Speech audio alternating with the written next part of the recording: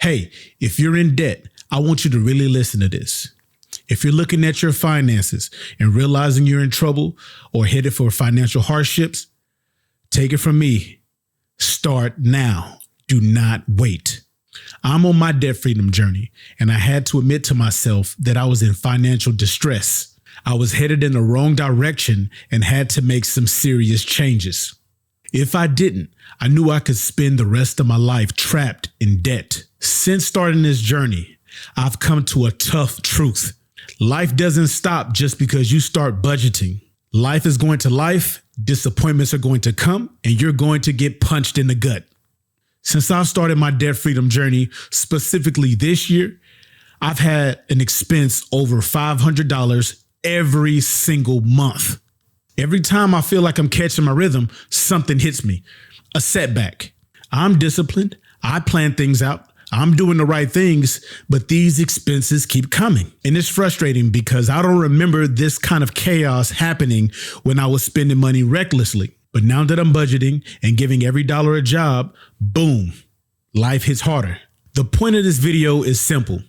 Be prepared for setbacks. They're going to happen, and if you're not mentally prepared, they will break you. You'll feel like throwing in the towel, giving up, and saying, I'll figure this out later. But listen clearly. If you're serious about getting out of debt, you have to prepare, and that starts with having an emergency fund more than $1,000. Trust me. Honestly, $1,000 doesn't go far anymore.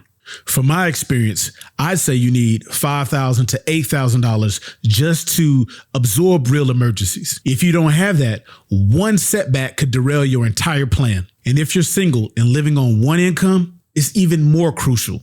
Married couples may have a little more flexibility, but for us single folks, every hit is heavier. Now, let me share an example of what happened to me this month. One morning, I woke up and found my dog limping. She was clearly in pain, so I took her to the vet. They conducted x-rays and informed me that she had a fractured elbow. Yep. They told me surgery would cost about $5,400 or less. And I had to ask myself, am I going to let my dog suffer or am I going to do something about it? I love my dog. She's not just a pet. She's an investment. I put a lot of time, care, and money into her, so I chose to move forward with the surgery. This is where I say, if you own a pet and you love your pet, make sure you have pet insurance. I use Embrace, but there's other pet insurance companies out there. But whatever you do, make sure you have some sort of coverage. My deductible is $1,000, and once that's reached, I get reimbursed 80%, which is why I'm only paying $970 to $1,500 for this surgery. This is the type of thing that I'm talking about. Life doesn't pause because you're paying off debt. You could have a child get sick, a family emergency, a car breakdown, anything. These instances will test your discipline and your resolve, but don't let them stop you and don't let them break your plan. So from my experience, stay aggressive, have a plan, but don't blindly pay off your debt without preparation. And part of that preparation is making sure that you have a proper emergency fund. $1,000 is not going to cover it. It's going to set you back from my experience. Now, I know we all have our own stories. We all have our own experiences. But from my experience, which I believe is a real experience that anyone can relate to, you need more than $1,000, especially if you're on a single income or if you're a single individual and you have dependents or people dependent on you. Take the time to assess your situation, plan properly, and have an adequate emergency savings in place.